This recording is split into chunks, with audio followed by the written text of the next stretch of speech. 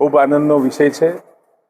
Head of government તરીકે, મુખ્યમંત્રી તરીકે અને પ્રધાનમંત્રી તરીકે સતત ઓફિસ કાર્યાલયની અંદર 8,931 કરતાં પણ વધારાના દિવસો હવે ચાલ્યા છે.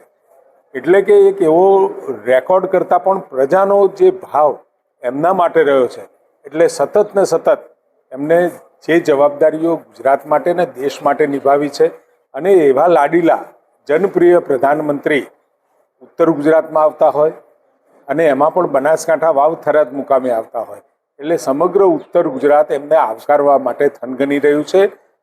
એટલું જ નહીં, પરંતુ સાથે પ્રધાનમંત્રી જ્યારે પણ આવતા હોય એટલે ગુજરાત અને ભારત માટે અનેક વિકાસના કાર્યો એ લોકાર્પણ અને ખાતમુહૂર્ત પણ કરતા જતા હોય છે. લગભગ 18,000-19,000 કરોડના કામના એ લોકાર્પણ કરવાના છે. ખૂબ આનંદનો વિષય છે. પ્રધાનમંત્રી જ્યારે પણ ગુજરાતની મુલાકાતે આવે એટલે ક્યારેય એમની મુઠ્ઠી ખાલી નથી હોતી. કંઈકનું કંઈક આપીને જતા હોય છે. કંઈકમાં એટલે હજારો કરોડ રૂપિયાના વિકાસના કામો આપીને જતા હોય છે. ઉત્તર ગુજરાત અને ઉત્તર ગુજરાતના 4 જિલ્લાઓમાંથી લોકો અહીંયા આવી અને પ્રધાનમંત્રીને સાંભળવા ખૂબ જ ઉત્સુક છે.